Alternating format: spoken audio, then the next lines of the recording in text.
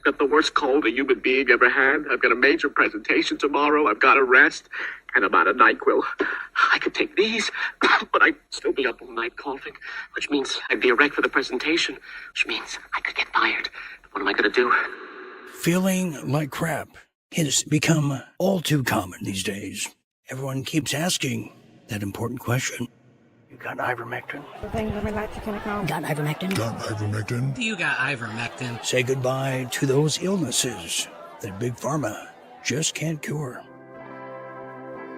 And say farewell and bon voyage to the parasitic forces preventing you from living.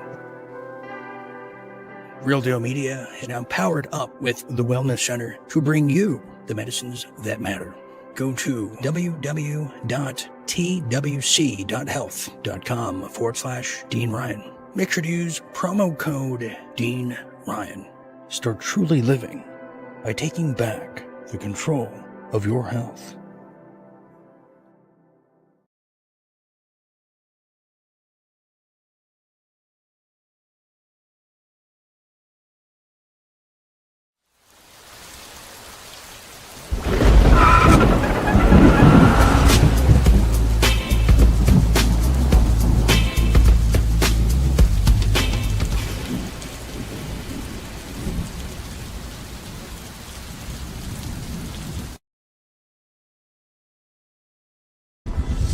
The mob that stormed the Capitol on January 6th to try to stop Congress from carrying out its constitutional responsibilities were behaving like domestic enemies of our country. But let's be clear. The John Brennans, Adam Schiffs, and the oligarchs in big tech who are trying to undermine our constitutionally protected rights and turn our country into a police state with KGB-style surveillance are also domestic enemies and much more powerful and therefore dangerous than the mob that stormed the Capitol. Now, John Brennan said, So I know looking forward that the members of the Biden team who have been nominated or have been appointed are now moving in laser-like fashion to try to uncover as much as they can about what looks very similar to insurgency movements that we've seen overseas, where they germinate in different parts of the country and they gain strength, and it brings together an unholy alliance frequently of religious extremists, authoritarians, fascists, bigots, racists, nativists, even libertarians. if you don't stand up to these people now, then our country will be in great peril.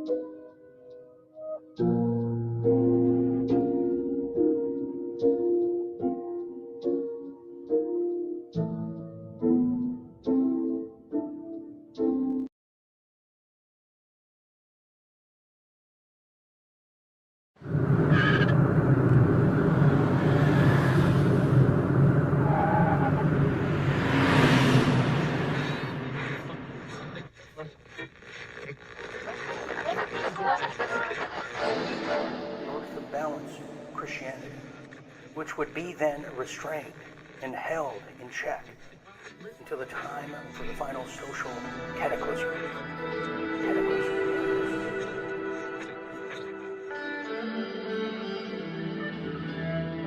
The Third World War must be fomented by taking advantage of the differences caused by the Agent Tour Illuminati.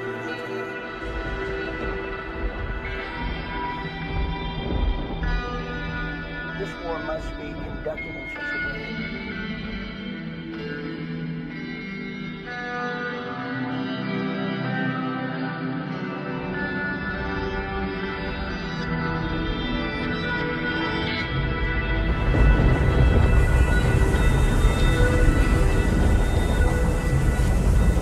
reaction of the movement to disillusion Christians.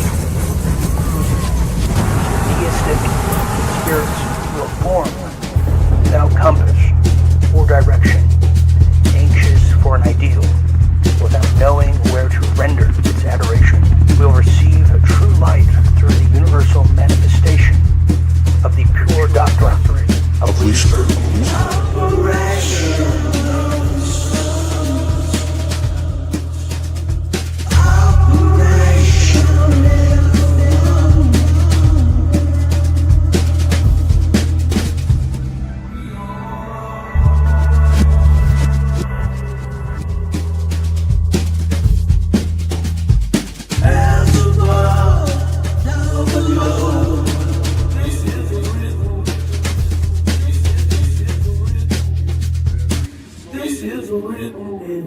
hungry soul. We are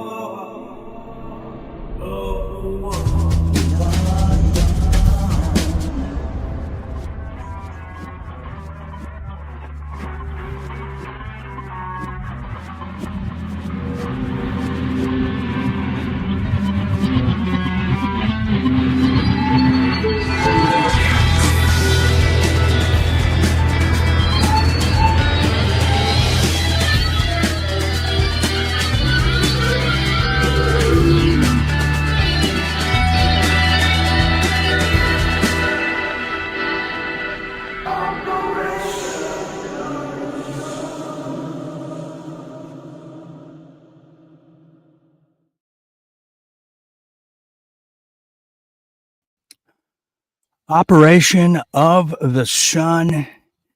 Couldn't have said it better myself. No, I really couldn't have. Certainly, that's the case. Are we ready for this?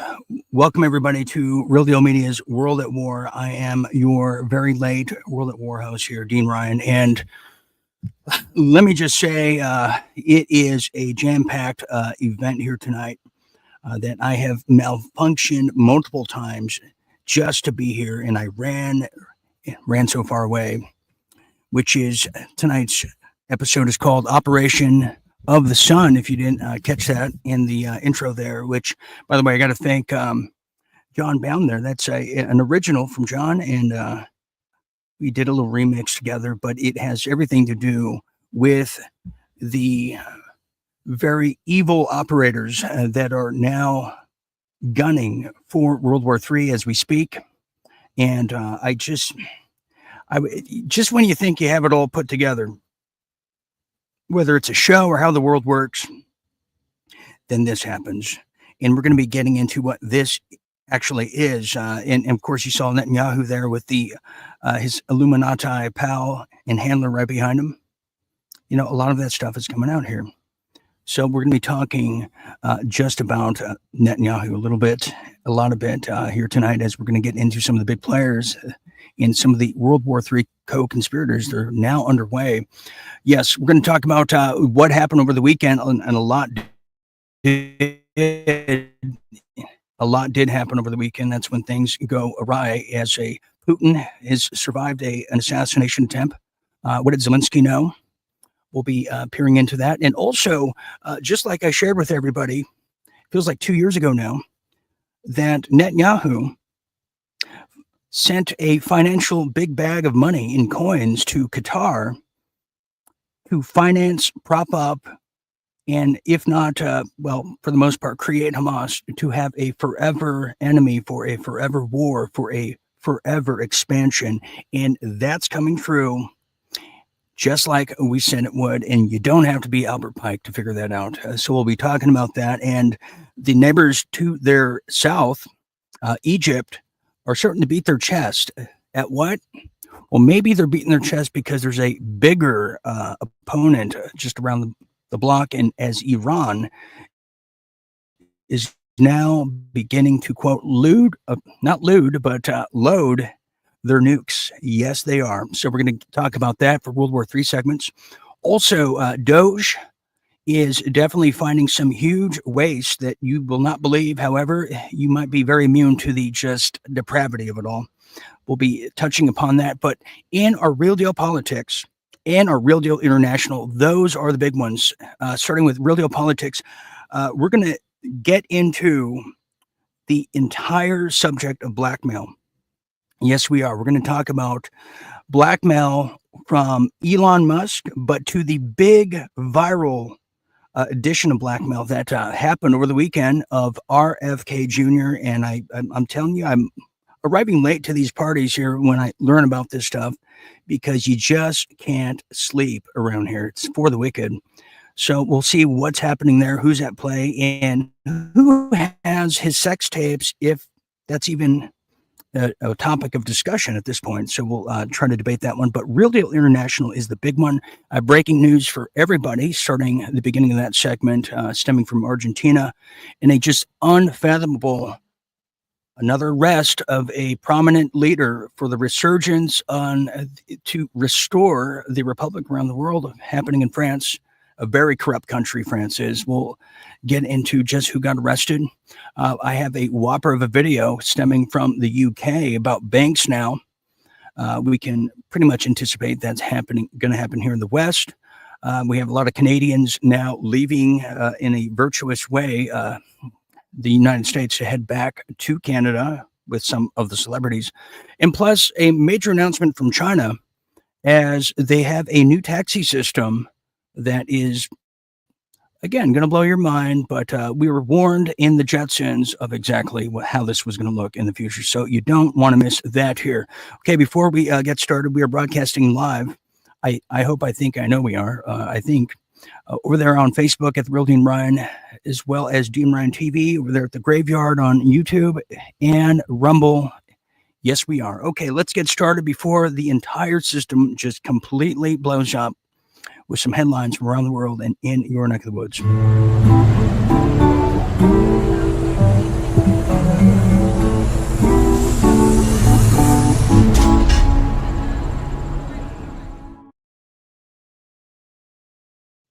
Yes. Okay, let's get started here now. This is what has taken place over the weekend. It seems to be the underlining theme of tonight's show because the answer to that is everything and a whole lot more. Let's get started with some of these tremors that seem to be happening in some of the most oddest places and the most usual places at the same time, as now an earthquake just took place over there in Las Vegas. Yes, it did. Nevada rocked by an earthquake with one of the strongest reaching magnitudes that state has ever seen. And let me tell you, this is highly unusual. We haven't heard anything like this since 2020, since Trump was back in office and the underground warfare was really the talk of the town. But in this case, yes, Nevada was rocked by something they haven't felt probably in all of their existence. And they have experienced four earthquakes since 8 a.m. Eastern. That's right. All the way up to 4.0 magnitude with 4 earthquakes. Yes, it did. It reached 200 miles of the southwest of Reno. Now, this is on top of a rainstorm that is currently on top of me and is really, really unforgiving at this point. So if I get taken off air, you know why. Reasons why. So this is a magnitude 70 miles east, all over the place. Las Vegas felt it, but then if you're in Vegas, every day is an earthquake. So this definitely rocked the foundation of a state that does not get these. Now, in addition to that, of some weird anomalies that are now happening as we go back, but another earthquake, huge earthquake, rocked Southeast Asia simultaneously. Yes, it did.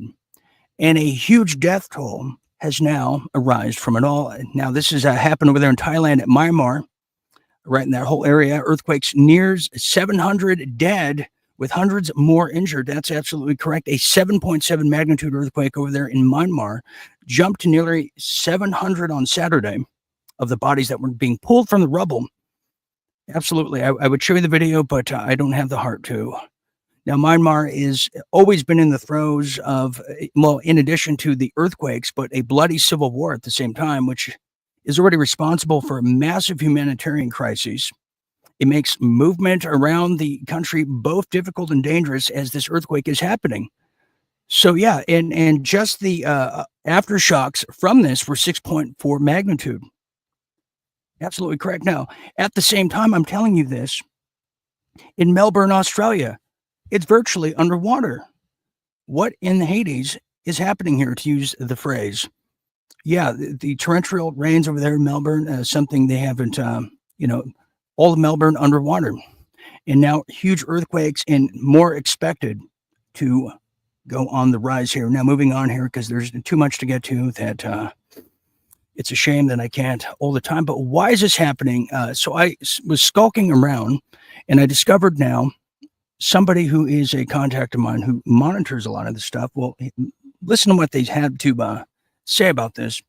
Well, she said that over the past 6 weeks now, from February 15th to just the other day, there were approximately 396 earthquakes, everybody, of a magnitude of 5.0 or higher worldwide. So worldwide during this whole period. Now, she's put this out 2 days ago. So in the past 48 hours, before any of this, what we're learning has now occurred. So this is almost like a preemptive warning the day prior. So yes, 5.0 or higher earthquakes are happening all around the world now, according to available global earthquakes. Now, of these, 21 of these earthquakes worldwide were magnitude of 6.0 or higher, and 3 have reached 7.0 or above. Now, when you start reaching 7.0 or above, and as a guy who grew up in California and was just used to earthquakes, that's like, yeah, that's where buildings start coming down.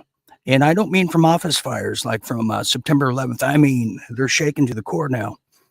Now, notably, she ends on this now. Notably, the entire 2024 year, earthquakes continued into certain timeframes with over 320 recorded events occurring between Mount Fentanyl and Dauphin over there in Ethiopia's Awash National Park. So there seems to be a concentration over there in that area. And then you take into account what seems to be happening in Congo, which I have very, very detailed inside intel and information on. So we have civil wars happening in Congo. We have civil wars happening in Southeast Asia. I also can tell you now we have a civil war brewing in the UK. Forseti, our UK insider, who's now a mole in the EU, he made me aware to tell everybody, because we have a lot of viewers in the UK, that starting in April, the UK government, led by Starmer, the full-fledged communist, is going to be conducting in private meetings and sessions, quote, civil war council meetings. Now, and I don't think that's to prevent civil war. However, it's probably when and where are they going to start a civil war, especially in the United Kingdom, which the financial system is collapsing into its own footprint as we speak, with the benefit system, or as they call it here in the United States, the welfare system, disability, is now falling by the wayside as well. And I believe they've given their own national health system over there, the medical system, the orders to just kill, be lax, and don't worry, let them fall through. So this is happening worldwide. It's just incredible. Now, as I'm also telling you this, I feel obliged to also share with you, what about here? Now, what are we to expect? Well, we see kind of the Tesla attacks on Elon's cars that's being done by paid agitators. You know, nobody's that passionate to go stand in front of a stupid Tesla dealership to throw, cherry bombs and Molotov cocktails. But we're going to see this coming up soon. And here's why I expect the planned riot hoods to come by the end of this year. End of this year, beginning of next. But let me explain why. Now, this story here is probably going to be leading to the planned riot hoods. And you can piggyback this to Canada. You can piggyback this to every Western country now. Goldman Sachs now is saying there's a probability of a 35% recession, meaning they're going to try to tank the economy. They're going to tank it, just like we see happening in many other countries. Now, ahead of the Trump, who has made a declaration now of, quote, Liberation Day, April 2nd, which is that just about tariffs? We'll have to find out. And we have a clip of his announcement. But Goldman Sachs, who has been highly, highly embedded in our federal government for quite some time, well, they said that the new U.S. tariff actions will spur a likely reprisal of a huge recession that we've seen in years past. And probably the most deadly one that comes to mind is the one from 2008. Now, Goldman Sachs also lifted its forecast for the United States inflation this year. They said it expects 3 interest rate cuts by the Federal Reserve in the fiscal year of 2025. Now, the upgrade is a 20% estimate, but we know they're setting us up for a huge collapse. Goldman Sachs experts who are definitely familiar with the economy, well, they said they expect President Trump to announce reciprocal tariffs that average about 15% across the United States trading partners this week, although product and country exclusions might ultimately whittle the average down. So you can kind of get a flavor of where this whole thing is going to go just by the sound of these articles that are either written by AI or paid PR people that just happen to wear a journalist hat and a bow tie. Yeah, so this is what I'm talking about here. This is the ignition reason for the season and the keys to the Planned Rathoods that they really wanted 5 years ago now. So there you have it. Now let's switch to World War III. Okay, let's get into this now. Well, I had the video, but you'll understand why. I'll try to show it at the break. But Putin was, they say, assassinated. Well, we say, but the urine-soaked lamestream media won't say. So we say it for them. But anyways, let me tell you about it first now. Over the weekend, when things all happened, well, Zelensky predicted Putin's death. Did you hear about this? Did you hear about this one? And why is Zelensky not on there? He should be on this incredible cover, don't you think? I just want to say that for the record. I'm very disappointed in myself. But let me continue here now. Yeah, so over the weekend, Zelensky was giving an interview, and he said the following, quote, he predicts that Putin will, quote, die soon, amid speculation over Russian leaders' ailing health. And we've been hearing about the ailing health of Vladimir Putin for feels like a decade now, but since 2022. And the guy's still alive, or at least somebody who's playing him is. Well, Ukrainian president and the Ukrainian drag queen himself said that he will die soon, Putin that is, amid swirling speculation about the Russian leader's ailing health, as he warned the U.S. against helping Moscow escape from political and economic isolation.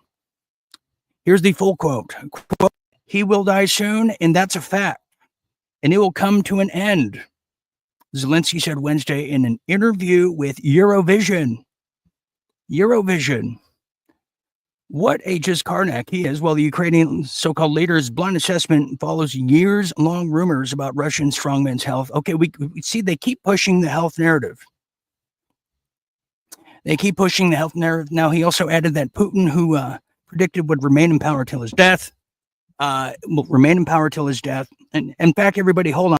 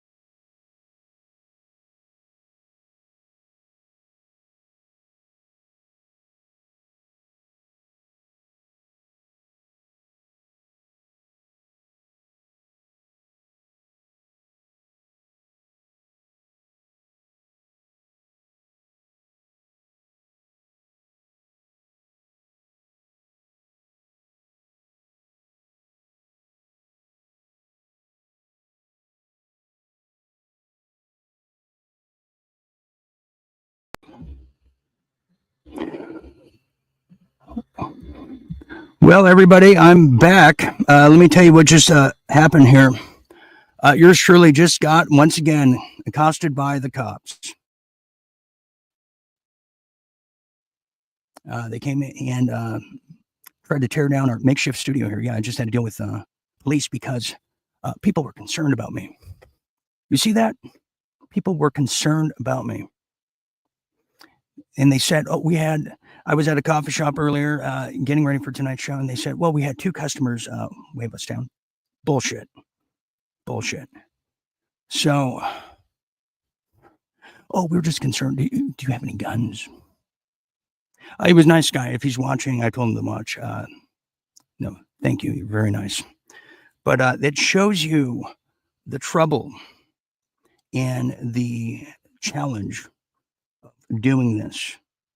And it also shows you why this particular show, this network, myself, it's why I'm censored. It's why I'm shadow banned. It's why I'm being stalked, harassed, all kinds of things everywhere I go. And it's not my imagination, although I wish it was, because then it would just go away. But it doesn't. So, yeah, I just got accosted by the cops here. I'm here virtually every day doing this. So I do apologize for that. Really, it's becoming real here. Anyways, let's see if he's watching. Let me gather my thoughts here as we're talking about Zelensky. Bring me back to Earth, okay? Let's get back to World War III, because it's everywhere. So, to finish up what we were saying here, Zelensky made the incredible prediction that Putin would die soon of health reasons. And we know that we've been hearing that for 5 years. And that's not the case at all. Moving on to Putin now. Now, here's what happened shortly thereafter, the incredible prediction of Zelensky. Putin is definitely not dying of ailments from, cholesterol, like Zelensky was saying he would. Well, here's what happened just over the weekend. Again, his limousine blew up.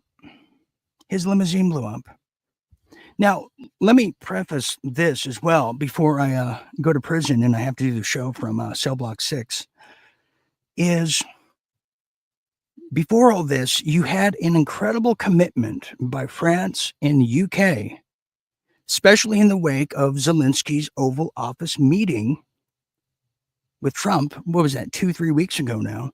They've committed ground troops in Ukraine to fight Russia, which is counterintuitive to virtually everything that Donald Trump wants to do and everything the average and common American wants to do. And I'm willing to bet everything that France and people in the UK truly care about.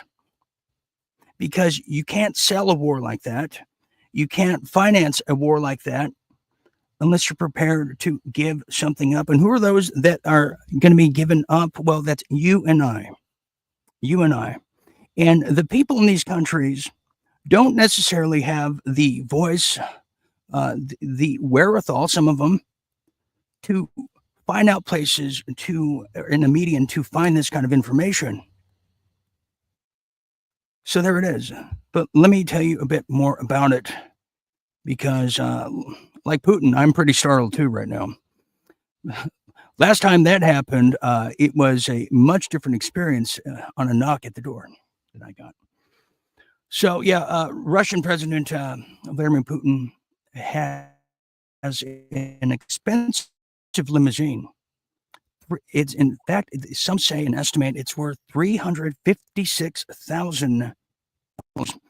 Part of his fleet, and it exploded just over the weekend. Yeah, he has one of his. Well, according to The Sun, and I would have the video for you, but I'm not sure we can play that right now, nor have the time to. Well, a blast came into Putin's car over there in Moscow. In the wake of Ukrainian President Volodymyr Zelensky's issued warning that his ill health may rid Vladimir Putin from the face of the earth. That's right. That's right, and will lead to his demise, if not early death, soon for the Kremlin leader. He will die soon is now ingrained, I'm sure, in Putin's mind. Well, footage that we may or may not show soon will show that. And now they're saying the Federal Protection Service over there, which is our secret service here in the United States, they're saying, quote, this is how much he fears for his life, a former bodyguard said, over Putin's paranoia over threat of his life, where they're now literally doing a shakedown for all of Putin's bodyguards, all of his secret police, everything. They're now checking it twice, dotting their I's and crossing their T's. So let me see if we can play this viral footage. Just how viral it is. Well, it's so viral, it was even hard for me to obtain and put into tonight's show. That's action and jammed pack. I think I got this here. So what you're going to see is this is Moscow. And then at some point, you're going to see how the bodyguards, everybody's getting shakedown, everybody's getting checked. And I wouldn't want to live in that. It's a very paranoid world to live in until it actually happens to you, as you know what I'm saying. All right, check this out. This is Putin's limousine now on fire. Let's see if we can get this to.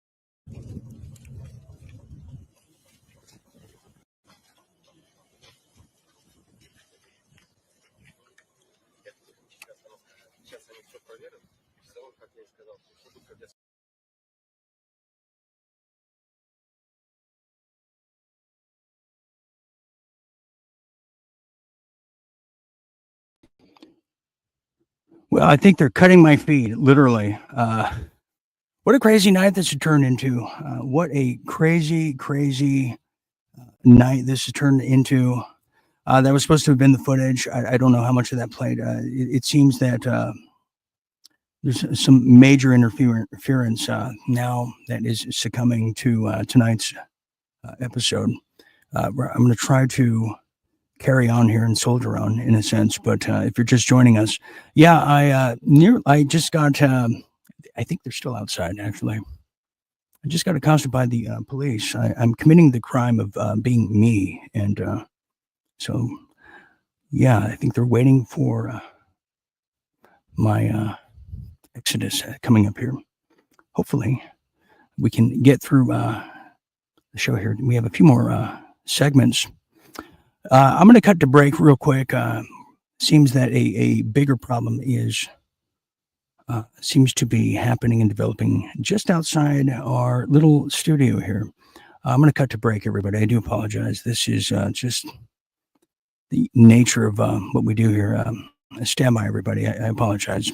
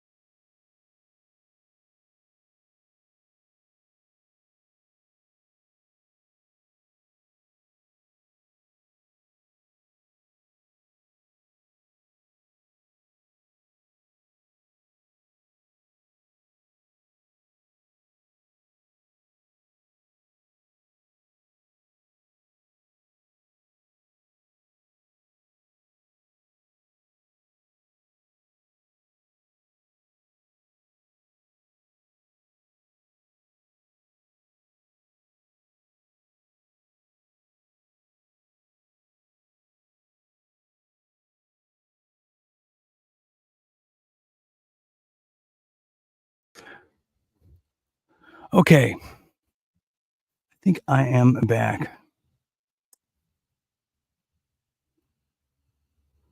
Okay, I'm back here. This is one of the most craziest nights as a storm is upon us. We have been hit with off the Richter scale earthquakes all across Nevada and over there in the Southeast Asia. We have seen flooding. We have seen unnatural disasters take place.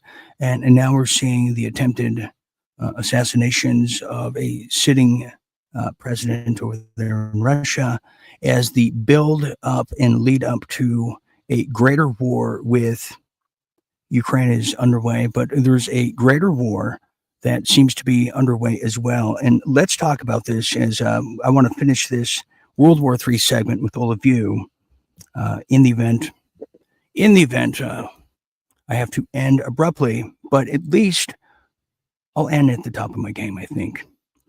Well, continuing now in the World War III apparatus. Well, I don't like the term "I told you so."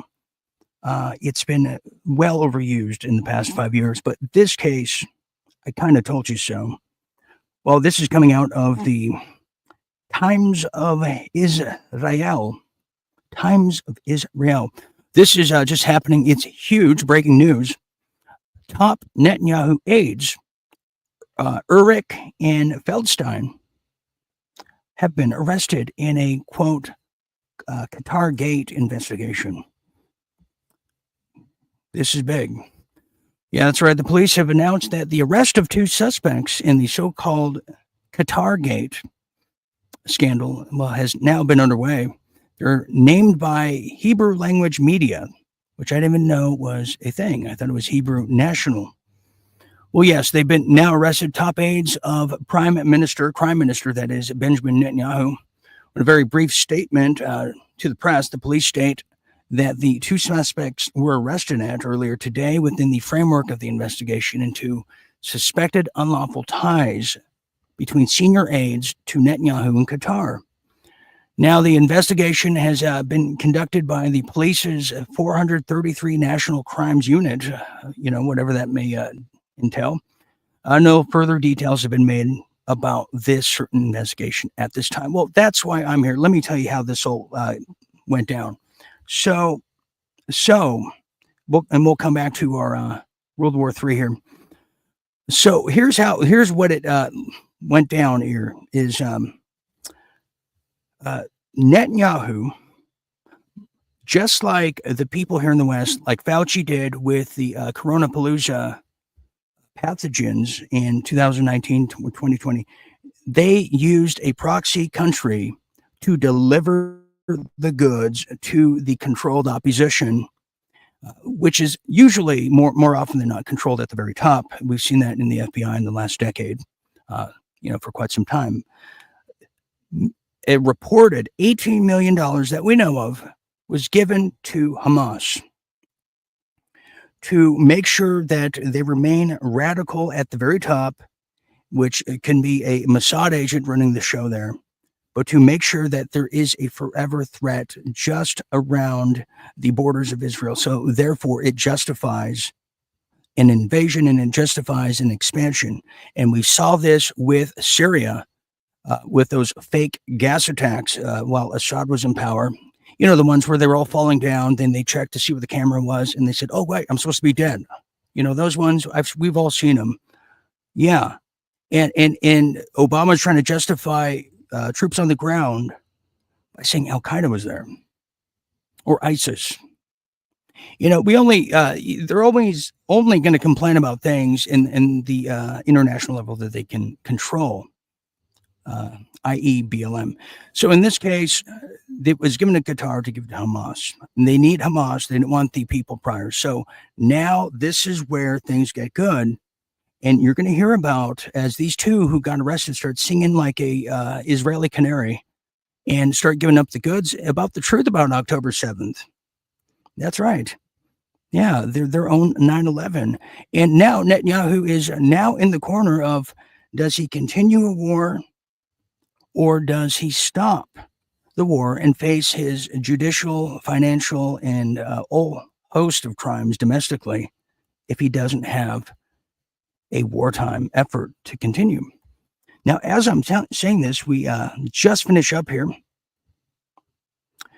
Before I do the jailhouse rock here, well, as I'm telling you this now, Egypt military buildup is now threatening peace with Israel. Source warns.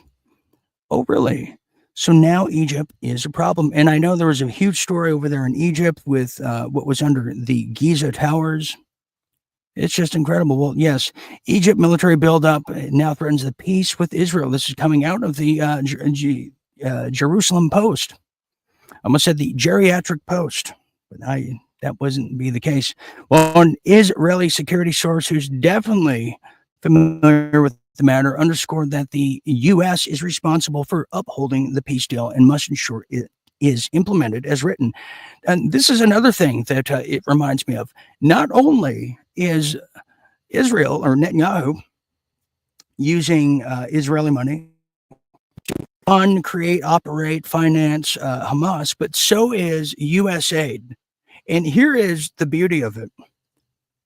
In the disclosure that DOJ is finding with U.S. aid, there is a certain article and document that explicitly reveals the millions of dollars that went to Hamas. And when Judicial Watch requested it, the Trump administration, led by Marco Rubio and Pam Bondi in this particular sense, refused to hand that article of revelations over to Judicial Watch. Imagine that. Imagine that. And are fighting Judicial Watch in court right now to keep that sealed. This is incredible. Keep this sealed. So now we have Egypt building up their military, and you can't blame them because they're saying, well, if we don't have a military buildup, well, what if what happened to Gaza just happens a few miles further south? You see, because when you do these type of huge military uneven events, it builds what? An arms race. We've seen this throughout the past 100 years in recorded history.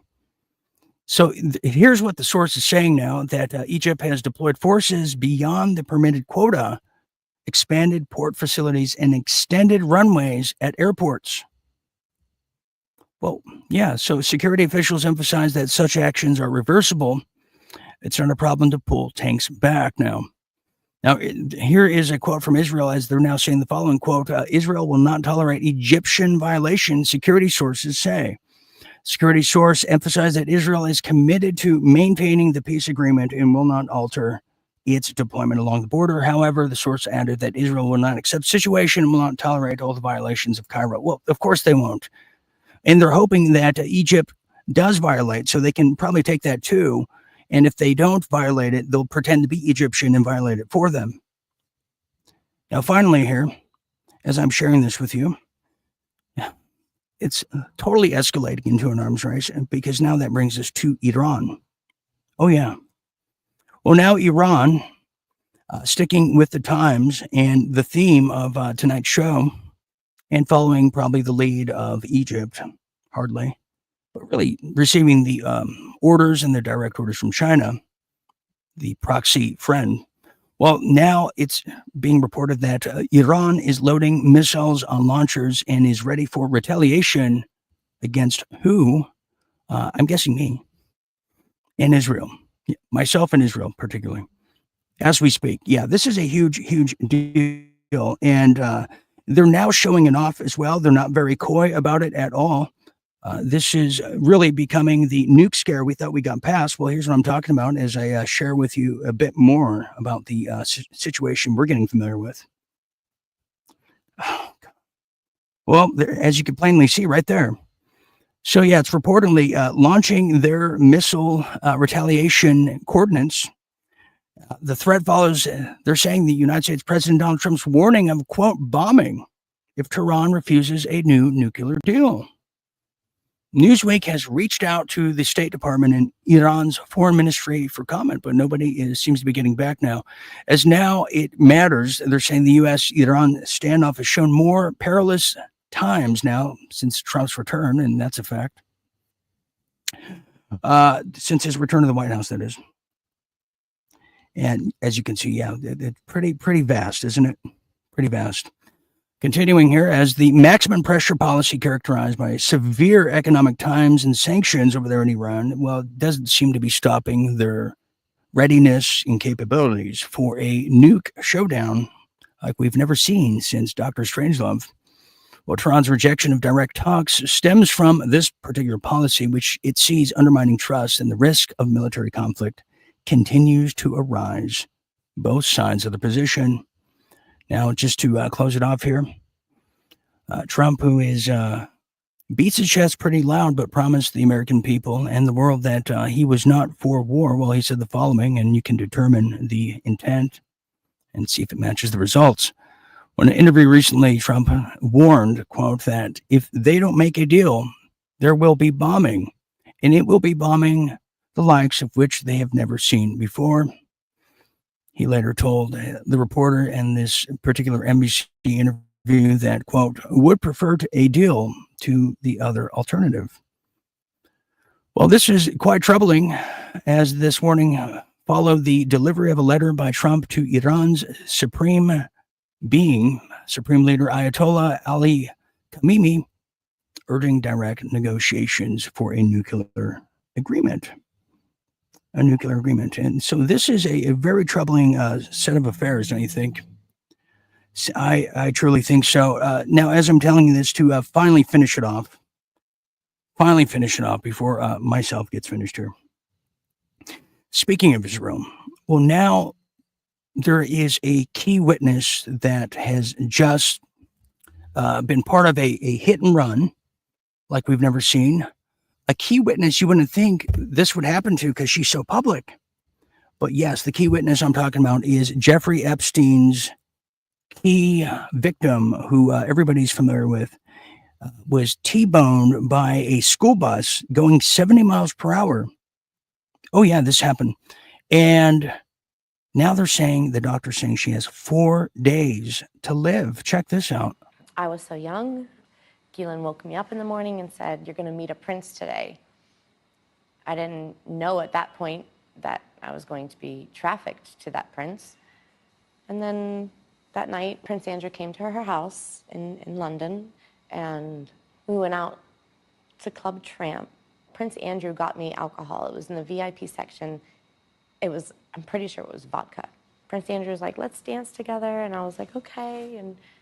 And we leave Club Tramp, and I hop in the car with Ghislaine and Jeffrey, and Ghislaine said he's coming back to the house, and I want you to do for him what you do for Epstein.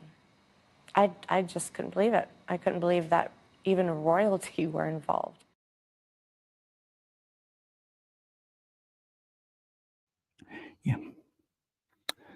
Yeah. Truth is definitely stranger than fiction in that case. Yeah. So she's now clinging to life, 4 days to live. A really sad state of affairs. Quickly, before we have to take a very necessary break, this would have been our Doge segment here. They found a whopper treasure trove of some incredible scandal.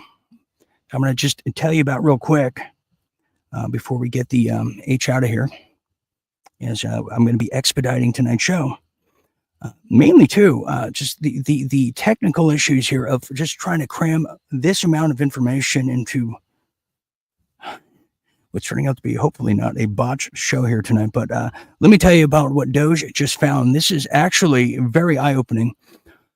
We have now found, or I should say they, not we, but Democrats gave millions of dollars of illegals, millions of illegal undocumented migrants during the Biden administration have received millions of Social Security numbers. In fact, if you had experienced some major identity fraud in your own life in the past 3 years, well, you can guarantee one of these migrants probably received it. Also, they were also being registered to vote over the course of the past 3 years is now what is being found. Elon Musk has confirmation they did vote. Democrats have qualified illegals for max Social Security benefits in addition to all that. And they've also been enrolled in Medicaid with their new Social Security numbers. Yes. This is unbelievable. Now, in 2021 alone, it started with 270,000 people, and it goes all the way by the end of 2024. The amount of Social Security numbers are given away. So it starts at about 250,000. By the end of 24, it reaches 2.1 million. So, yeah, these are non-citizens that are getting Social Security numbers. It's mind-blowing. They're saying, and Medicare and Medicaid. So you have to ask yourself, what is Social Security good for anyways when, you're not going to even be a beneficiary of it. Okay. I got to take a quick break, everybody. I got to reset my focus here because I feel like I'm in the limousine that's going to blow up here. But we're going to take this break. But when we get back, we have some huge international news. But I'm going to get to the blackmail of Real Deal Politics and everything that follows that after this quick break. And it starts with Elon and it will end with RFK. And it's a whopper. So stand by, watching World at War. I'm going to regroup and pray for me, everybody. It's getting wild. Stand by.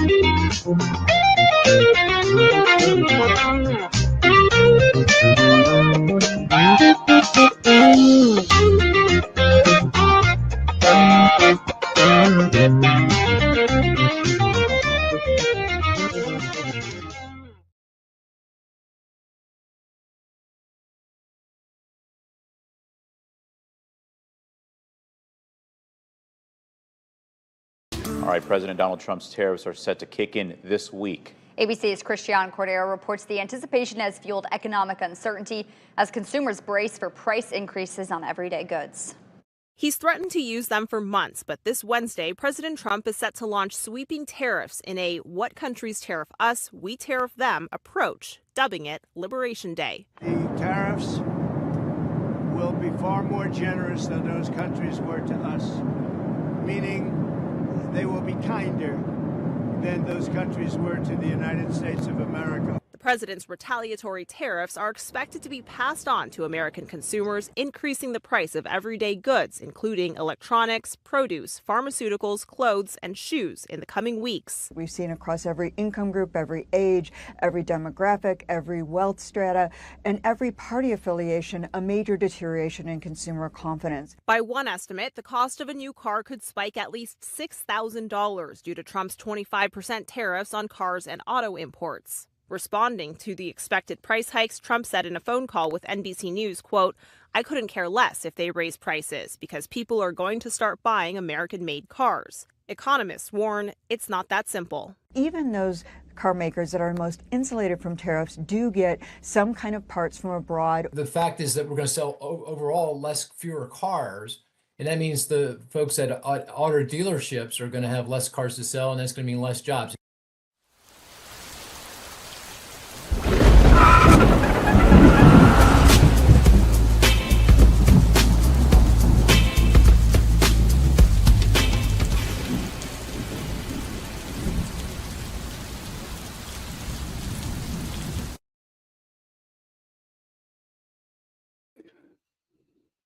Welcome back, everybody. Welcome back to World at War. I'm still your cruise director, Dean Ryan, who is cruising with you to midnight and beyond. Never mind the bollocks. Here it is. Real Deal Media's #1 late night show. Still, even in the face of rainstorms. And yes, yeah, and raindrops do keep falling on my head. I've just now noticed that tonight's show is brought to you by you, the viewers, who have kept this going. In particular, we could use your support, needs your support now. Real Deal Media is on life support. As you can plainly see, I can't even hide it well. All you got to do is go to givesendgo.com/real deal go. That's givesendgo.com/real deal go. And we're also looking for attorneys these days. If you're an attorney, feel free to email yours truly. I do love pen pals. Feel free to do so. All you got to do is go to info@realdealmedia.tv. Info@realdealmedia.tv. And yes, it doesn't even matter what kind of lawyer. You could be an ambulance chaser for all I care about. I want to get to know you. And nice to meet you. Also, finally, for now, become a visionary or debonair. Become a not ironic, but an iconic individual. Play from the Himalayas by becoming a night owl. Become a member. Go to realdealmedia.tv/membership and join the revolution from within. Yes, and get to see exclusive shows and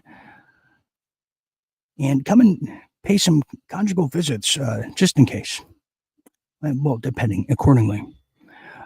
Anyways, welcome back, everybody. We're going to now continue into some real deal politics while we still can, and just the way you like it here.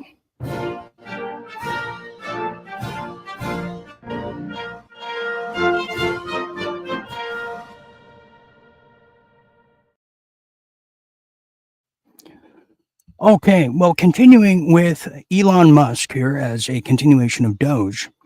Well, Elon seems to, we know Elon has a lot of children. He's a skilled business entrepreneur and waste cutter, but he's also very skilled at making babies.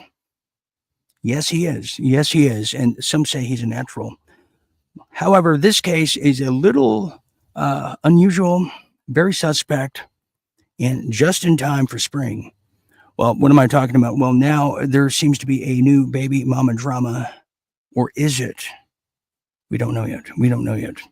Well, there's somebody whose name I shall mention. Her name is Ashley St. Clair, who is now claiming, and has claimed since February, to our knowledge, that she is pregnant with the multi-billionaire's baby. And there wasn't much of a fight initially with him. He said, "Oh, I guess that might have happened. We don't know yet, but we'll find out."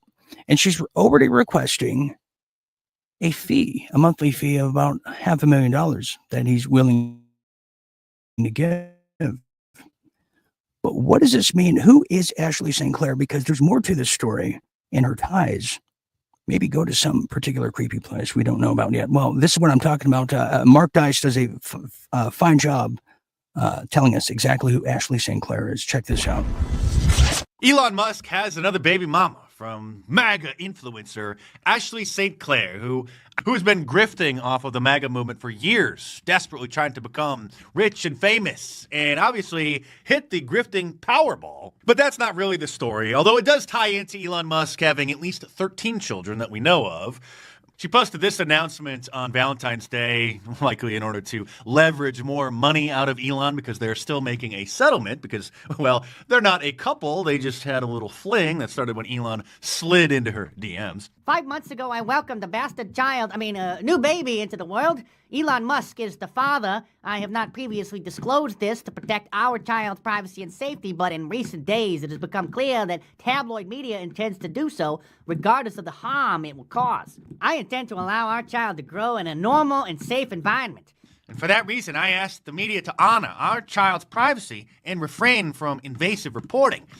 To which then, 24 hours later, she invited a tabloid, the New York Post, into her luxurious New York City high-rise apartment that costs up to $40,000 a month to tell them all about the whirlwind romance and show off what an incredible view she has from up there. And by the way, this may not have just been a little fling. Ashley St. Clair is something out of a horror movie and may have been calculating this for years. Elon responded to that post, marking the breaking of his silence. So he didn't acknowledge or deny that the child is or is not his. He just responded to that post with one word. The billionaire reacted with a whoa on X while responding to a post suggesting the 26-year-old had been planning for 5 years to have his child.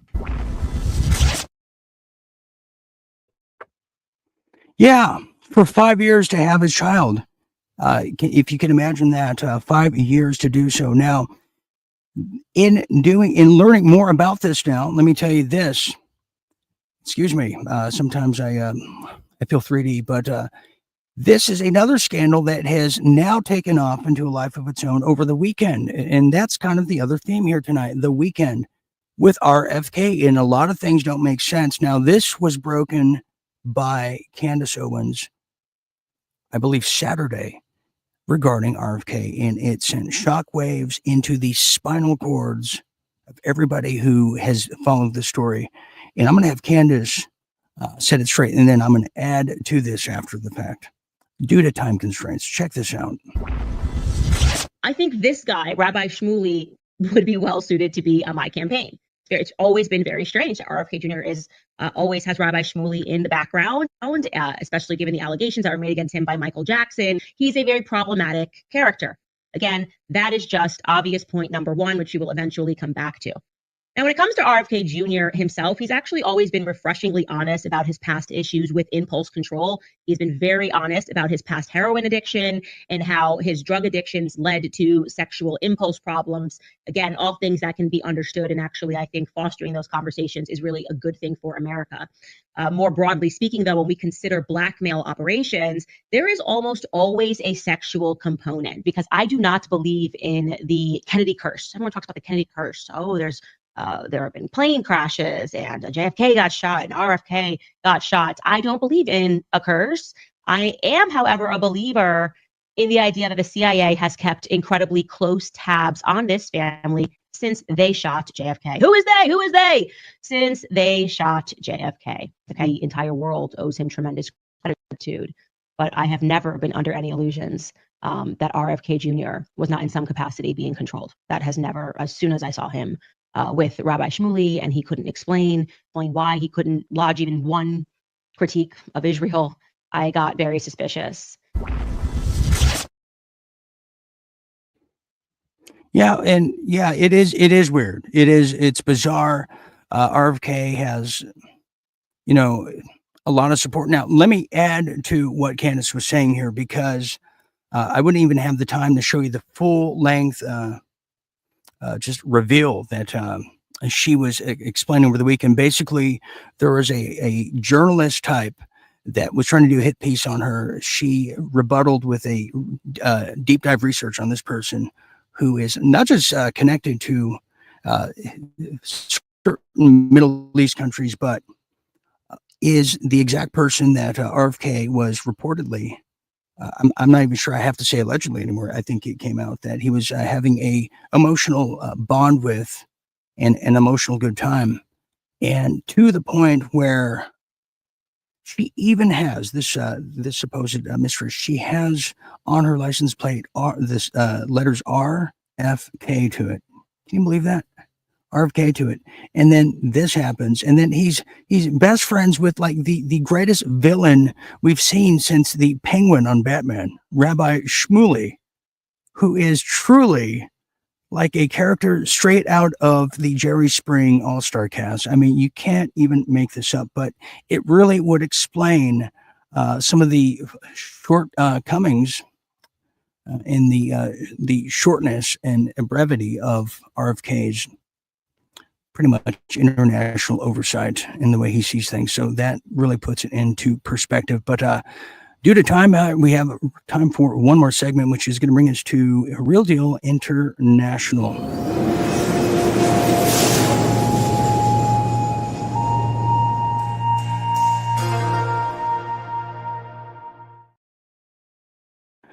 Real Deal International. Real Deal International. Well, this is stunning. Let me just start off with some breaking news coming out of Argentina, the beautiful country of Argentina, where the phrase used to be rich as an Argentine.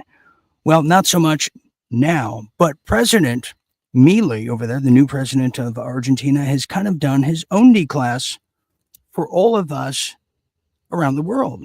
What do I mean by that? Well, let me tell you what just happened, I believe today. Well, this is interesting now. He has now said the following. President Milei out of Argentina has now delivered, declassified, I should say, documents confirming that the former head of Germany from World War II escaped to Argentina with the aid and assistance of the U.S. and its allies and lived there for 20 years and fathered 2 daughters. Unbelievable. Actually believable, and that probably would explain the German architecture and culture that remains in that country to this day. So there you have it. There's some breaking news that you would like to hear about. Continuing now, that now brings us to France. This is a stunner. Anybody who's been following the political apparatus in France, who hasn't been blinded by the true stature of Macron's wife, or dare I say, theater teacher, or dare I say father? Must I continue? Because I can't. Well, now Marie Le Pen, she's been running since 2015 and has been screwed over in the political atmospheres, whether it's the machines or whoever.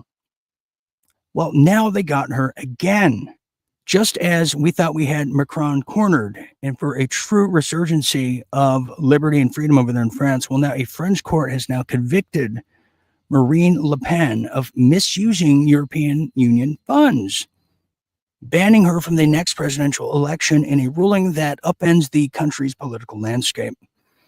Absolutely. Well, Monday's sentence bars Le Pen from seeking office for the next 5 years, actually, not even 2, thrusting her so-called far-right party into limbo.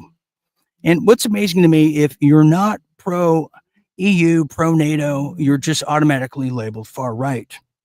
And nobody can tell me what is just right as opposed or versus far-right to this day. Well, in addition to that, Le Pen also received a 4-year prison sentence. Half of that term was suspended now. Judges said, and she could serve the remaining 2 years by using an electronic bracelet or other alternative means for her jail time. Well, the ruling takes Le Pen out of contention for the 2027 race unless she can win a swift appeal.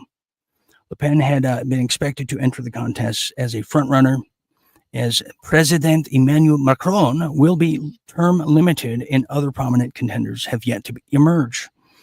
The court ruled that Le Pen and other members of her party illegally used 4.4 million euros, equivalent to $4.8 million, if you can't do the math there, in EU funding that was earmarked for assistance helping lawmakers. So they're really, I mean, we saw all this happen to his son. It's happened to Khan over there in Pakistan, and it certainly has happened here in the United States with Donald Trump, and need I say more? Now, Le Pen, she said, well, no word from her, but let me give you a quote now, as she feels this is injustice, just so you know. But she's going to try for an appeal, and the appeal process in France can be lengthy, making it unclear if Le Pen can overturn the ruling before 2027 election. That's right. Now, in solidarity, Hungarian Prime Minister Viktor Orban, a Le Pen ally, wrote on X, Je suis Charlie. That's from 10 years ago now, in his support of that. Now, switching over to UK, there's now, it seems to be a bank run, or at least people are learning the hard way. This is a story that I've attempted about 5 times over the past week to showcase. Well, here's a video. You're going to see what happens now when you try to pull X amount of money out of your bank, just like ordinary people usually do. And you're going to see the response of the bank and the mayhem that ensues. And don't we know that around here? Right. I'm now in Santander Bank, right? What are you doing, sir? I'm filming you and I'm recording this conversation. I'm coming to the bank to withdraw £2,500. Are you going to let me? I've got £11,500 in my account. Are you going to let me? Are you going to let me have the money or not? Are you going to let me withdraw £2,500 from my account today? Yes or no? In the branch. And what is the £2,500 for, Mr. Jackson? Buying a motorbike for my son. Right, okay, so have you got any evidence of the motorbike? No, I haven't got any evidence of a motorbike at all. No, I haven't got it. So I don't know what one I'm getting yet. Right, yeah. So when you found the bike for your son, if you can show us some evidence of that. So you're not. So I need to show you evidence. So I need to show you evidence. I'm doing. Video call of this. Really? You can't film me without my permission, sir. You Really? cannot film Right. me. So you're not going to give me the money, no? I'm going to hang up this immediately. Absolute joke, okay, this I'm gonna place. Call the security. Absolute joke. You're an absolute joke, this place. Won't let me draw out my money. It's a fucking joke.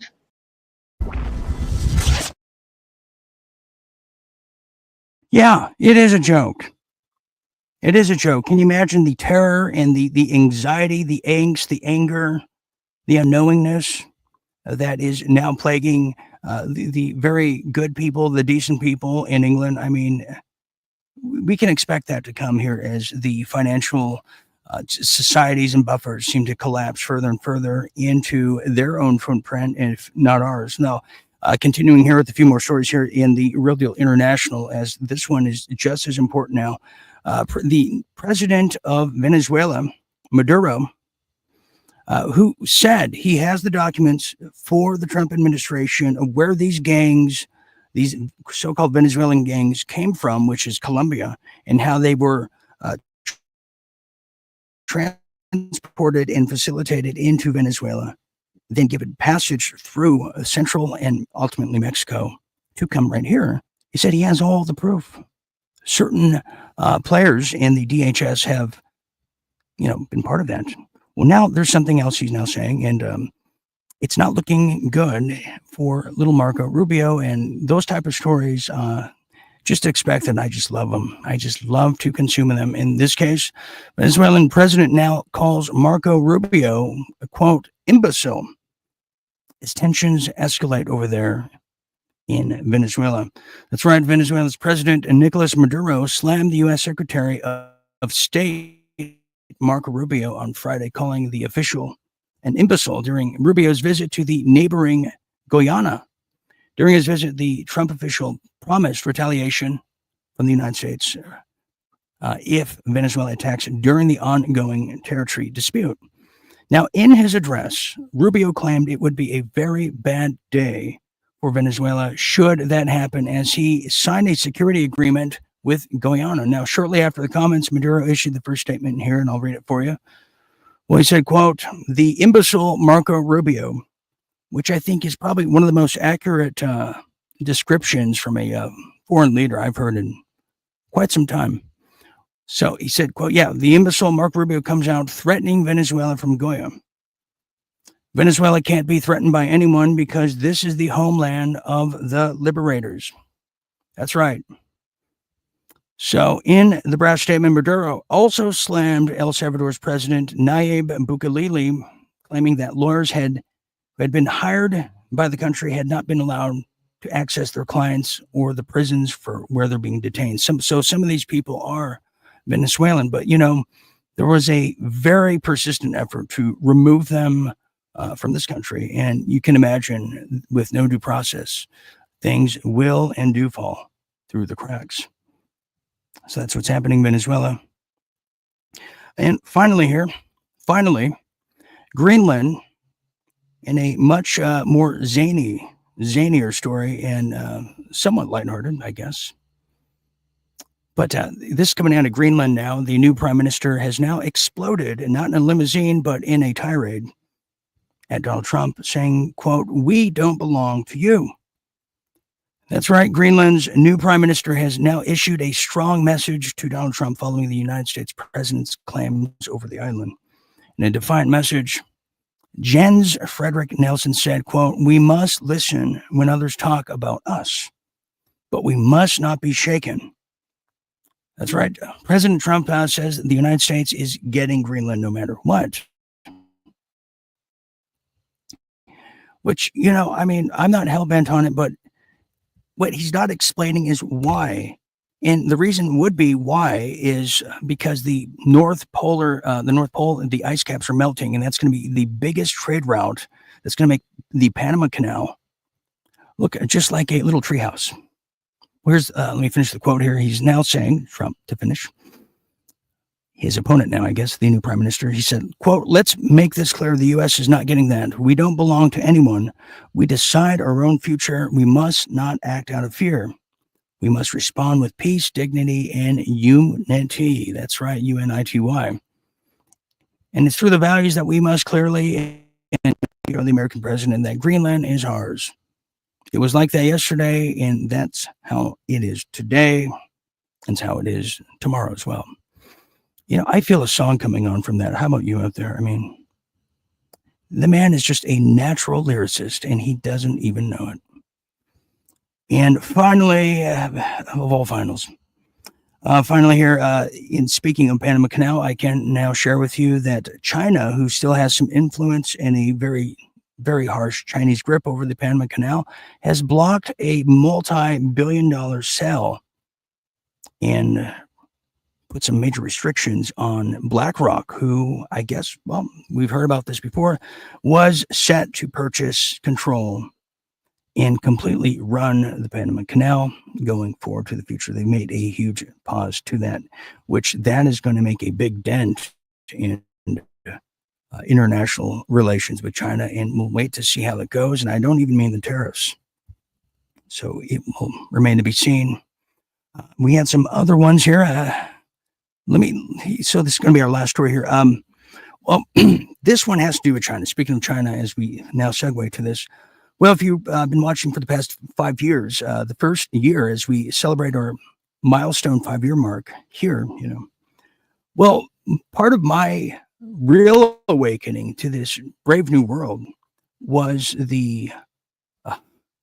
when it was revealed to me right up close and personal, my understanding and learning of drones in LA County. In this particular case, it was Culver City, and I looked out my window and they were being used. They were being used to monitor anybody who was breaking the so-called curfew back then.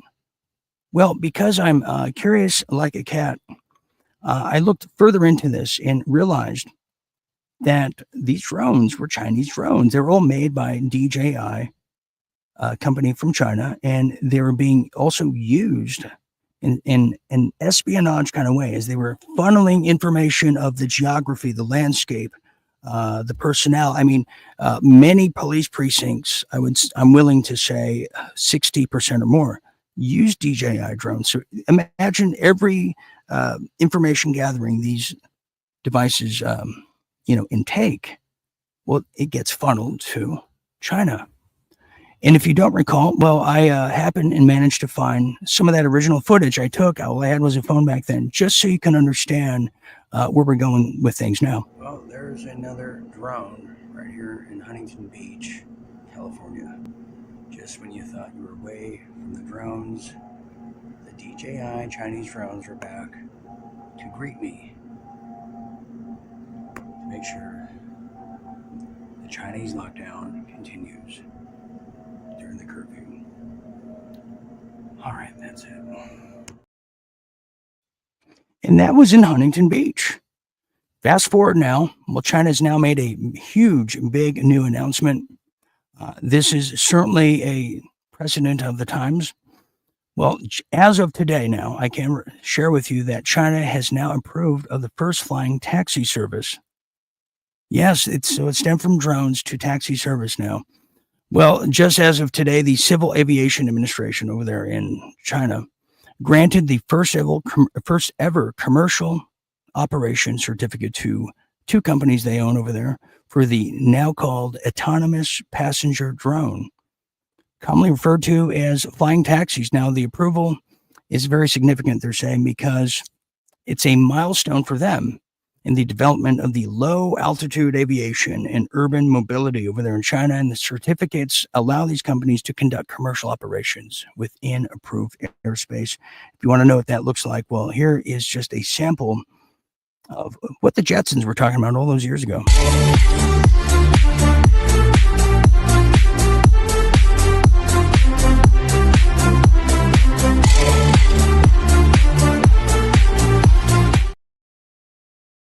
Okay, I had, well, there it is. I had to stop it because I'm not ready to do aerobics right now, and give me an instant headache. I don't know about you. Anyways, that's going to shorten up there for Real Deal International, and that's probably going to now leave us to, you guessed it, our Real Deal final thoughts.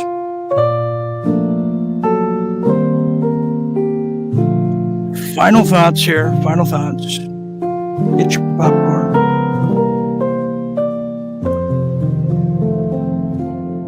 You say don't eat paint chips. You start seeing things. Final thoughts here. Final thoughts. Final thoughts here. Final thoughts for tonight's Operation of the Sun. You know, it was called Operation of the Sun. Tonight's episode.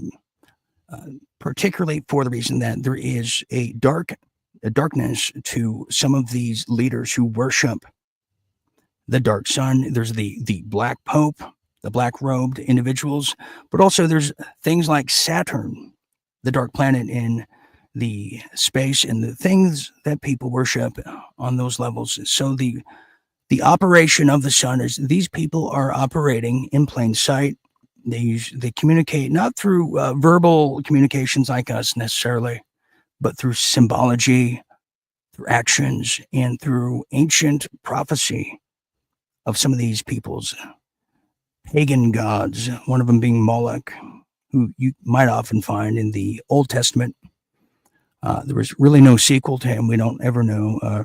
We never knew what happened, but the operation of the sun is how these people operate, and they're doing it through the Illuminati hand signals. They're doing it through blackmail. They're doing it through the propagandized populace who are, if not propagandized, paid to be propagandized. But what they can't seem to do is to the awakened. And it doesn't matter what country you're in. The awakened have no borders. The awakened have very limit to actually no fear at all, because when it's time to stand up and you still have the ability to do so, and you have the power, the energy, the muscle to do so, if you don't, just like anything, when you don't exercise and when you're not mobile, you will lose that right. So speak out, be aware, and keep these stories alive. Everything I've worked for, and all of you who've been there with me for 5 years, you definitely know what I'm talking about.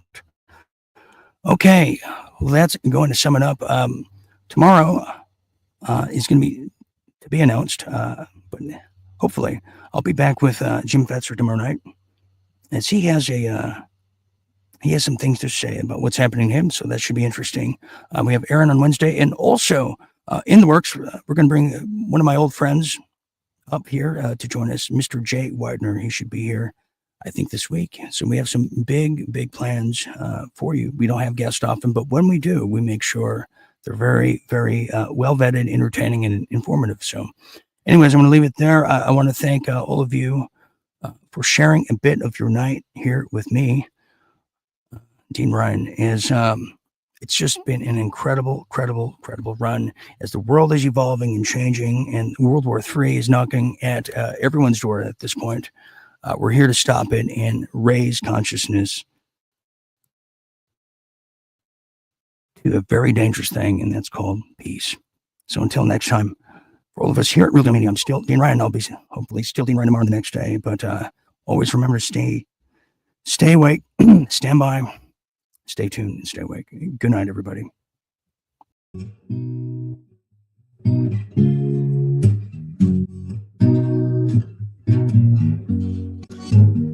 People say I'm the life of the party, 'cause I tell you go to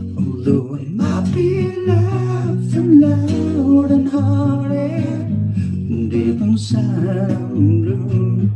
So take a good look at my face. You see my smile, it looks out of place. If you look closer, it's easy to trace the tracks of our tears. Outside, let's go, lady.